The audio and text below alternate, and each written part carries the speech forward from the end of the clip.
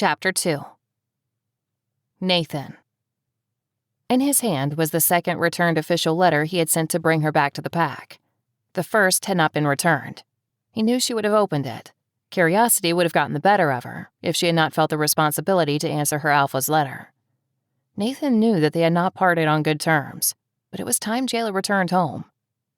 He had seen her on TV by mere chance, standing outside the front of a courthouse, speaking to the press about the case she had just won for a client she was representing in a high-profile divorce case. 6 long years had passed, and she seemed bright, strong, and filled with confidence. She had looked amazing dressed to kill in that dark blue skirt that was tight all the way down to her knees, and a soft green blouse which had clung to her body in the breeze. Her bright green eyes had seemed so full of life. Her comments to the press were straight to the point. No nonsense, and she didn't answer anything torrid or gossipy.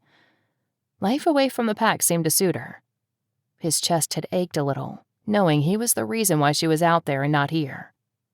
He and Havoc, his wolf, had watched her with great interest. She had always wanted to be a lawyer, work in the pack's legal department. Not much cause for divorce lawyers in the Wolfen Society, but contract law was rife, and if he remembered correctly, that was what she was specializing in while studying.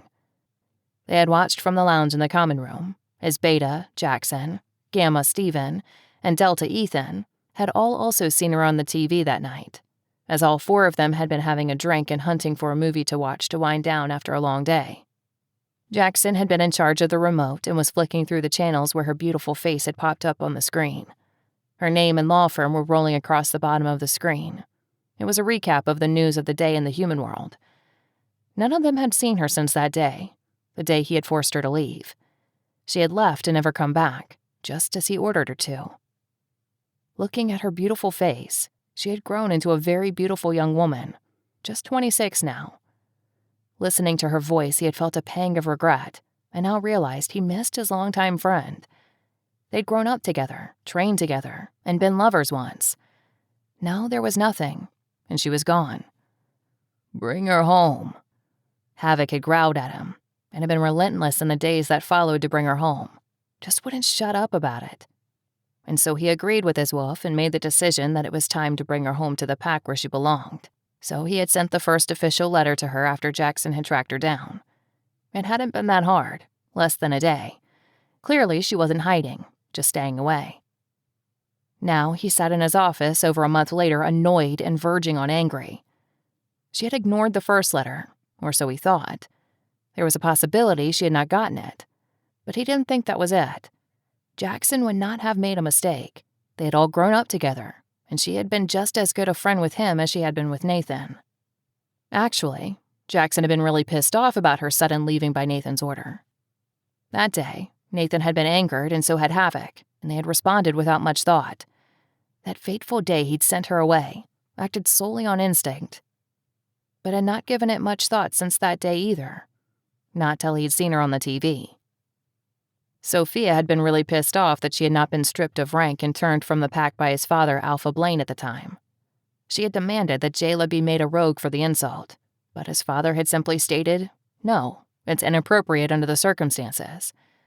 Those circumstances being that he knew that Jayla and Nathan had been sleeping together for just over a year, and he felt there was more to it, and Sophia had probably overreacted. Due to the move she had made that week, the letter should have arrived. It was possible that she hadn't received it, but there was also the possibility that she had read it and ignored it, moved to avoid him. Turning the letter over in his hand, he looked at his Beta. "So this is how it's going to play out." "You did order her to leave and never come back," Jackson replied simply. "If she didn't get the first letter and return the other 2, perhaps she doesn't know the content." He was leaning casually against the wall. He appeared bored. Nathan returned his attention to the envelope and stared at it for a long time, trying to decide a course of action. He nodded to himself after several minutes of contemplation. "All right, let's make it really official. Something she can't just ignore without the threat of retrieval." His eyes moved to his Beta. Jackson sighed heavily and turned those gray eyes on him, a frown on his face. "You sure, boss? You want to do that?" "Yes," Nathan replied firmly. "Send it to her law firm and make it to be signed for so we know she got it." His mouth quirked in a smug smile. "Let's see you ignore me now, little wolf," he thought. I can play as well as you can, only you can't ignore me. I am your alpha, and you will do as I command."